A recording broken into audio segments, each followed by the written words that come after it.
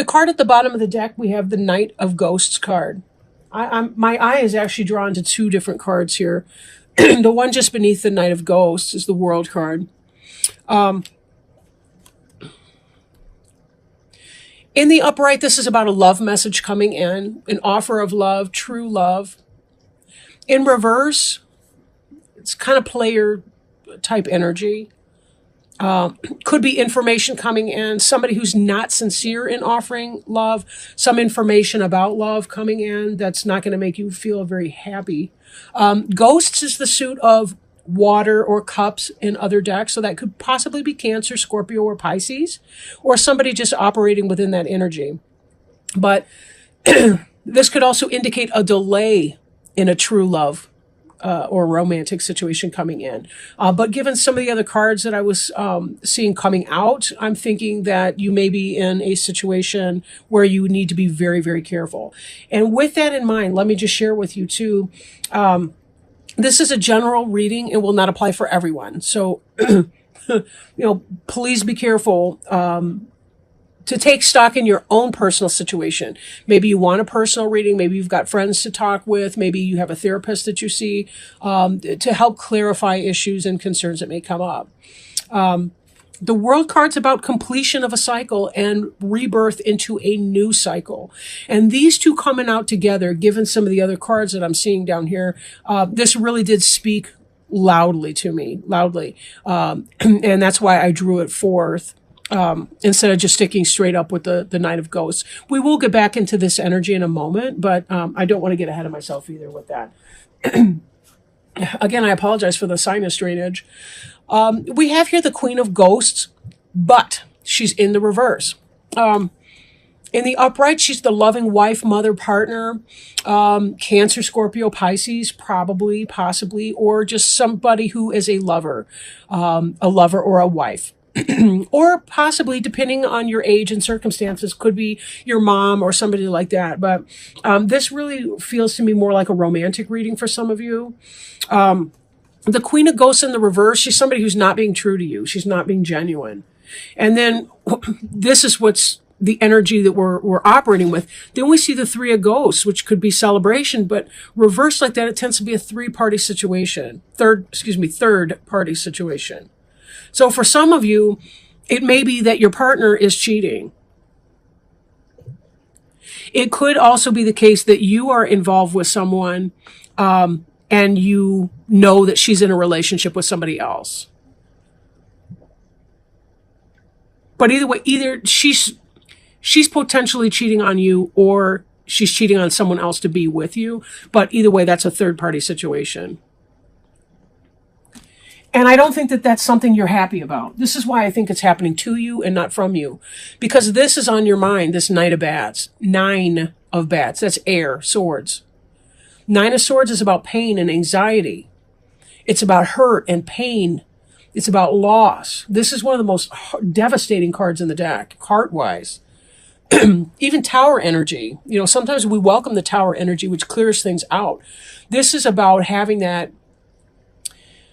awareness that something's not going well. You may already know what's going on. There may have been clues or signs, or maybe somebody told you that this person's not being faithful to you. This is not, so far, this is not boiling down to be, I don't like doing readings like that. I mean, I do and I don't. People need to know what's going on, but yet I never want that for you. Let me just say it that way. I never want that for you. Temperance.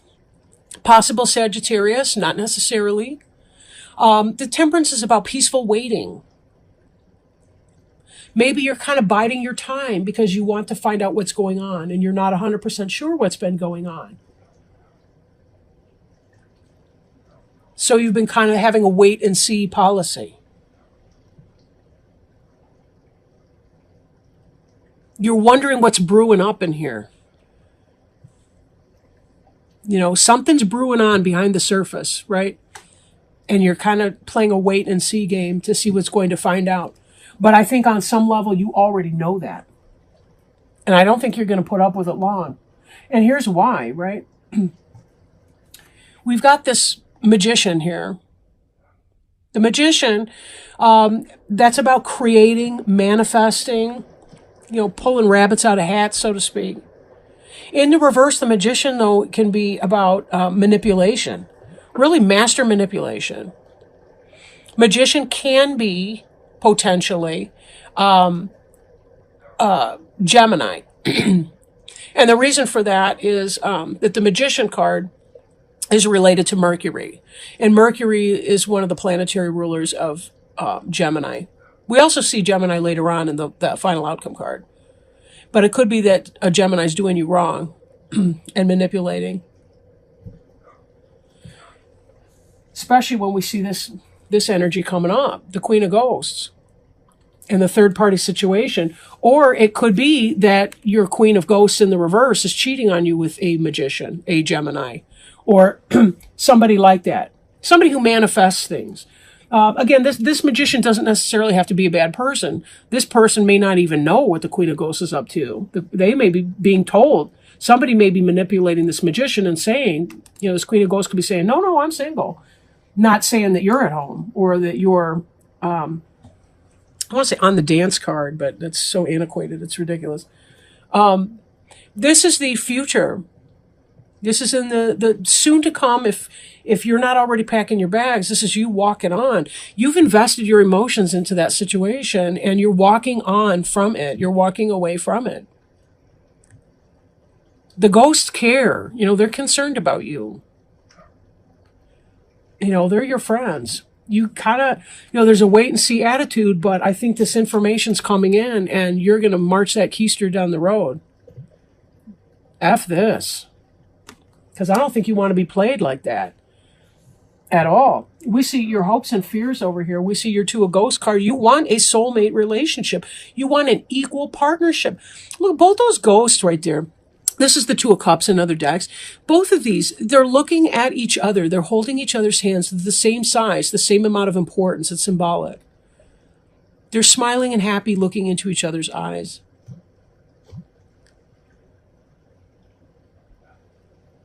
That's what you want. You don't want this third-party bullshit situation here. Because some Queen of Ghosts has to have it all, right? Then again, maybe you weren't that serious about the Queen of Ghosts to begin. But given that this is the card that's crowning you, that makes me think that you're more than a little bit upset, or going to be. But you're kind of waiting for your confirmation to come in. For some of you, this has already happened, this Knight of Bats. You already know it. And for some of you, it's about to happen. So don't be shocked when and if it does. Again, general reading. I may be picking up on some energy for even one person out there who's a Taurus who's going to be watching this video. Every other Taurus, this may not relate, but, take it as it resonates. Because this is coming in for somebody. The card representing you is the Ten of Imps. This is about responsibility. But notice, this imp is looking at the one that it dropped. Well, he's not an imp, I'm sorry, he's Quasimodo or whatever. But he dropped a hunchback. He dropped one of those imps, and he's looking at that. So's the cat. Everybody's focusing on the one that he left behind. That's this idea, the one that he left behind. You've been busting your hump. I couldn't help it. And I don't mean to make light of your situation, but you've been busting your hump. And there's a part of you that, in spite of all your responsibilities, you're still focused on what you're leaving behind. You need to keep your head pointed forward into where you're going and think less about what you're leaving behind, right? Wheel of Fortune is about fate and karma. Fate. Maybe finding this out for you is your destiny. It is your fate. Because until you leave the fuckery and the people that engage in that stuff behind, how in the hell are you ever going to manifest this? Or your future outcome card, your final outcome card, the Lovers. Head and heart decision here. And that could be about whether or not to walk away from this person. But it does look like you kind of know you're not putting up with that. Lovers card could be a possible Gemini, head or heart decision, or it could be that the lover of your life is going to be coming in. I like to think that this Knight of Ghosts will herald somebody new coming in, that this Wheel of Fortune could be, you had to let go of this person engaged in the fuckery in order for you to be able to open the window, because I'm basing off the card here, for you to open the window for this new person, the real love of your life, to come marching in. And then you do get what you want. But you got to let go of that third-party situation. You got to know that you're worth that. We can't spin our wheels in something that's not going to move that way. And that's why, that's why this World card was calling out. This World card was calling out because this is about completing some kind of a karmic cycle so that you can move on to the future that's going to be awaiting you. And we don't know how long this is going to take to get here, by the way. We don't know that. In fact, beneath you, we see this Temperance card. So again, there's that sense of waiting. It's not going to be immediate when you're going to meet this person, this Lover's card situation. But as the saying goes, you can't make an omelet without breaking a few eggs. And it's going to take as long as it's going to take. But until you clear the path for it, this new can't come in.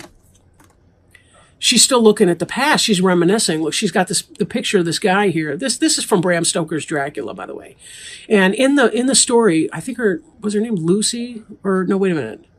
I forget the names of the characters, but anyway, the heroine, she had that real estate guy that went to Transylvania or whatever. That's the picture of the guy from Transylvania, the stuffed shirt, boring guy. And then here comes Mr. Passionate Lust through the window. Somebody who's way more exciting and who's going to create a balance with her, who's going to put her first, who's not going to leave her in this type of situation. Now, ordinarily, I would steer you away from the emotional vampires, but I'm looking at this card in a different way, based on having read the book, right? Very, very different energies here. And let's toss these and see what kind of advice that Spirit has for you, my Taurus friends and cross watchers, about what's going on and what needs to happen right now. We had this fly out the deck. Wow. Mortality. Life is brief, bright, beautiful, and yours to live. Wow. Wow. Isn't that the truth? Isn't that the truth? We can waste our time spinning our wheels on this fuckery. Where in the hell did it go?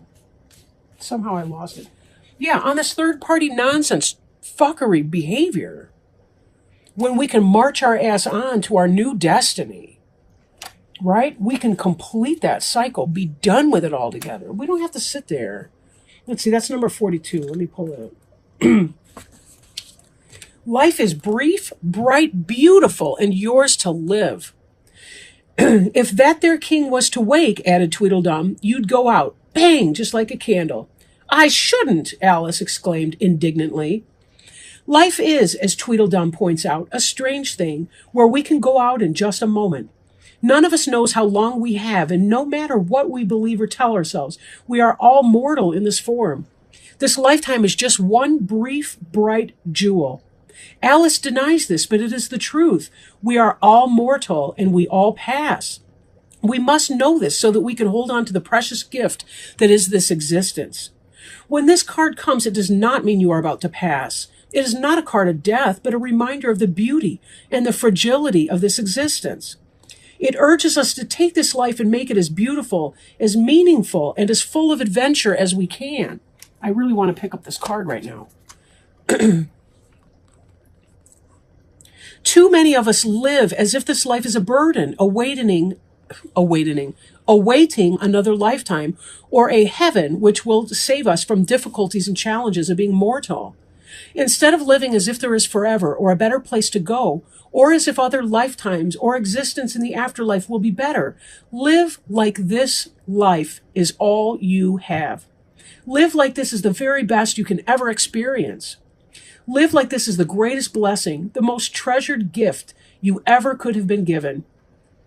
Live Life like this, what? I'm sorry, there's a typo in the book.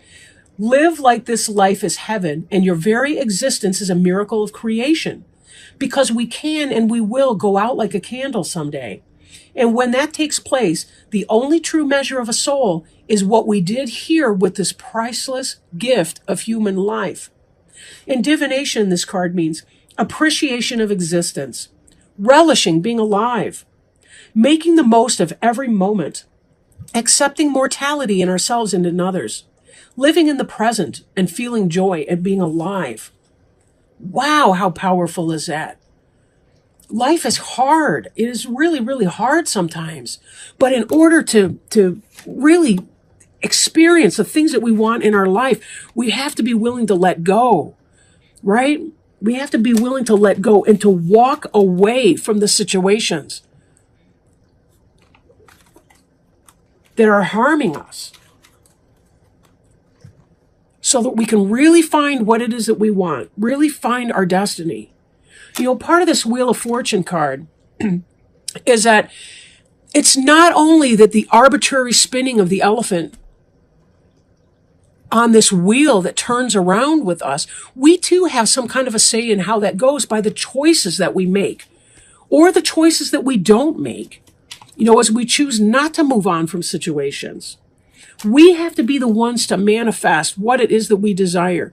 We kind of have to take control of the wheel sometimes in the ways that we can. Obviously, we can't control everything. We can control what we think, say, and do, even if we can't control what others are going to do or going to do to us. And with that, feel empowered to say, I'm going to live my best life and that I don't have to put up with things that I don't want to put up with. And I don't have to deal with that kind of thing from other people. It's not my job or my responsibility to allow other people to treat me in that way.